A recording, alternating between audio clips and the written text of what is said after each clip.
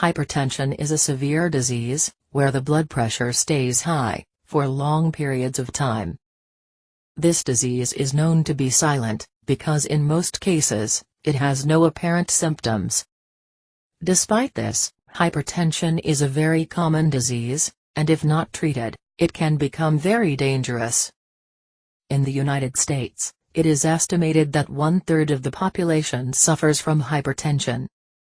And when the symptoms appear, they usually are tiredness, dizziness, neck pain, nosebleed, and blurry vision. There are many causes for hypertension, such as smoking, stress, sedentary lifestyle, obesity, overdrinking, and diabetes. Anyone who has a family history of hypertension is also more likely to have this disease. And it is a very serious problem, because it can lead to strokes, loss of vision, heart failure, aneurysm, and even death. If your blood pressure is high, or if you have any symptoms, I recommend that you access the link in the description, right below this video. It will help you a lot to solve your problem forever.